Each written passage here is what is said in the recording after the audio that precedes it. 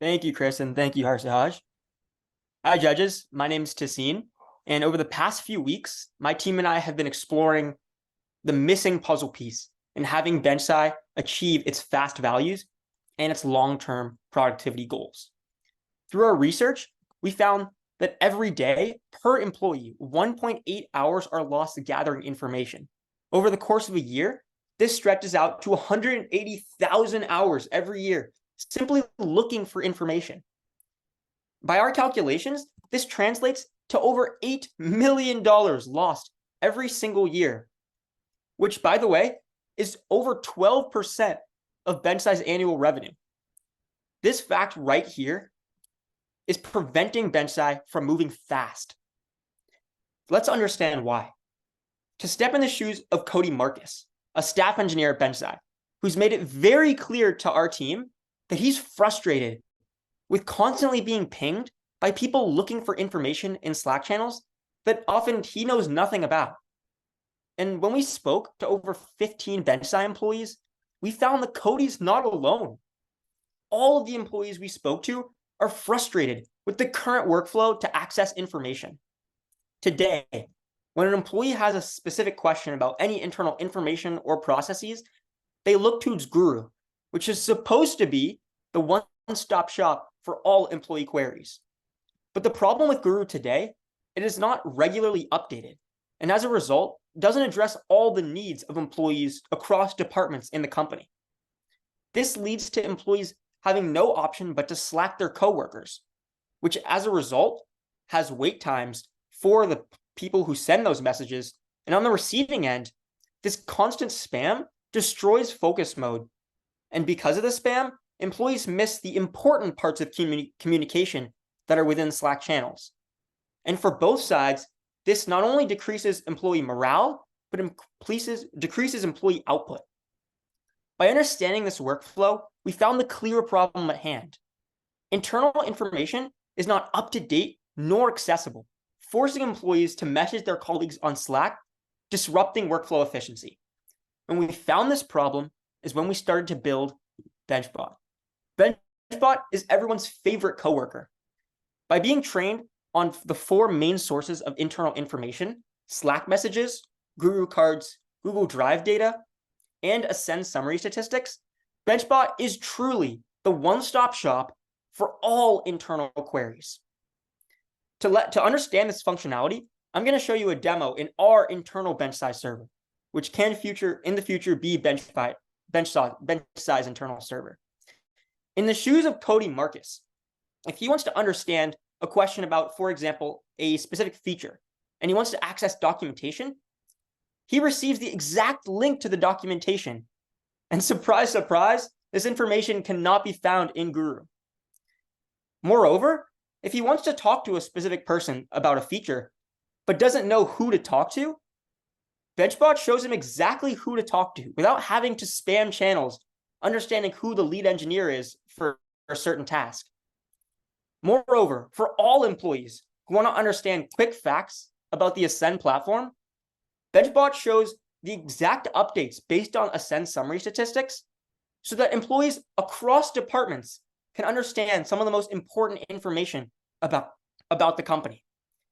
And more specific to engineers who often have recurrent problems, by simply pasting problems into this Slack bot, engineers can understand if this problem has happened before. And if so, there's an exact solution from Azad, for example, who solved this problem before. And if you still know how to figure it out, you can ask Azad for help. That's a thumbs up for BenchBot. Thank you. In the future, we're looking to implement even more functionalities. For example, grabbing specific files without ever having to leave Slack. Or moreover, because this Slack bot is trained on all historical Slack data, we can access specific questions that have been recurrently asked so that there's no need to ask these questions over and over again in channels. But if you don't feel like looking through Slack, BenchBot can summarize large channels of information, which can oftentimes have hundreds of messages. And in this way, you simply get a summary and what's relevant to you as an employee. But with all this data, We understand that there can be ethical concerns, which is why we've designed BenchBot with ethics at its core. By understanding the specific status of employees, Krish, for example, is not going to get the same response as manager David Harvey would get within the organization, just simply based on status. Sorry, Krish. And we understand that BenchBot's not going to be perfect at first, which is why a key feature is reinforcement learning with human feedback. By simply prompting BenchBot with a thumbs up or thumbs down, so we can continually exceed expectations to become truly everyone's favorite employee. These 4 facets need to be true to us for us to succeed. By using the 4 important sources of information and integrating dynamically, we'll be able to access all the data on a regular basis. On top of this, by leveraging feedback to continuously improve and safeguarding secure data for specific employees, we can truly ascend productivity. By estimating that BenchBot is losing $8 million every year from their revenue, simply by looking for information, if we estimate that we can cut this time in half, we can save up to $4 million every year simply in labor productivity, with the mere cost of just $450 a year by leveraging OpenAI's DaVinci model tokens for employees across the company. Of the 15 employees we spoke to, it's clear that there's both a need and want for BenchBot in BenchSci on a near daily basis, which is why we're excited to roll out our 6-week implementation plan, which, by the way, is the perfect amount of time for a summer internship, which culminates in our pilot program for employees across departments in the company. We found the missing puzzle piece to achieve BenchSci's fast goals, which is why we're excited to ascend productivity with BenchBot. Thank you. Awesome. And that was right on time. Thank you very much, Tasheen and team. Sorry, Krish, that you didn't have the response. That was from an ethics perspective. That was my favorite part of the whole presentation. And let's get set for our next team. So team 5, really quickly, if you all don't mind, just introducing yourselves really quickly, your first and last names, and then judges, you all can get started with questions. Yeah, cool. So we'll go ahead. My name's Tassine, guys. I presented for the team. I'm 17 and I'm from Toronto. I'll pass it off to Krishiv. Hi, my name is Krishiv. I'm 15. I'm also from Toronto. Been friends with this group for a long time and really excited about this. I'm Nina. I'm from Virginia, and it's been really a pleasure to work with this team. And I'm last. My name is Krish. I'm also 17 from Toronto.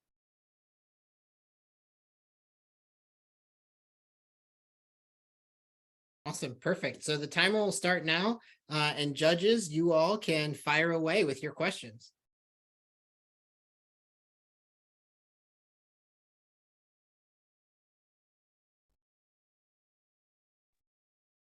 I can kick us off with a question. I have a question about your experience. So how has working on this project influenced your understanding of the relationship between technology and workplace culture? And did your perspective change in any way from the beginning to the end?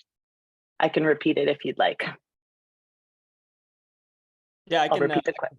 Pick that off, Okay. and then I'll pass it off to another team member. But I think the most eye-opening part of this experience is the insights we gain from talking to so many people at the company. And being a virtual company, a lot of our initial assumptions were very different than what we found throughout these interviews.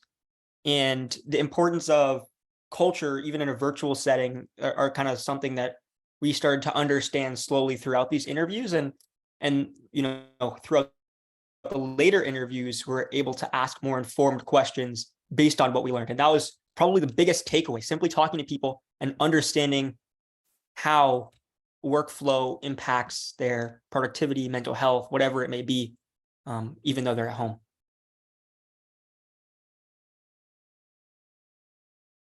I can add on to that real quick as well. I think something that something that I really liked about this experience was, after talking to like over 15 BenchSci employees, I realized that I'm not so scared of working in a remote company at all. I always had, different misconceptions about, being in a remote company, but it's so cool to see how everyone at BenchSci is so connected with each other, whether that be in Slack or whether that be, in Zoom meetings, etc. And even just like how they communicate with cross teams all the time. And I think that's what led us to, make a solution that revolved around Slack in the first place because of how it's kind of the heart of a company and it's a vibe. Want to add Thank on you. to that. I think I understood the importance of, having a centralized kind of workspace where everything is in one place, because it's really important for employees to have, that focus time as well. And then also being able to, use tools like generative AI to really enhance those like centralized workspaces. Thank you so much. I have a question. Sorry, did both teams answer? I have a question. Why did each of you pick this problem specifically to solve, and what was the thought process around that? Yeah, I can answer this one. Yes, the reason we picked this one specifically was it was really affecting everyone across all the various different departments. I mean, you could talk to specifically engineers and get with their a particular problem that they're facing, but with this problem, it's spanning everyone, and that's why we thought it would create the most impact. I think also it came from, just talking to a lot of people and figuring out the root cause issue. And I think we came in with the mindset of like, we're going to talk to a lot of people and we're going to figure out, okay, what is the problem that they're facing versus us making assumptions and going into that. So it was really key about just talking to people.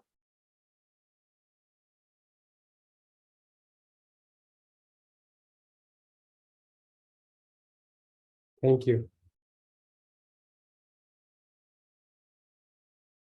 I'm happy to ask the next one. What do you all think? So now you've got your idea here and you've worked with a bunch of BenchSciers to get feedback. What do you think will be your biggest challenge to actually implement and make this idea successful here at BenchSci? I can take this one real quick to start with.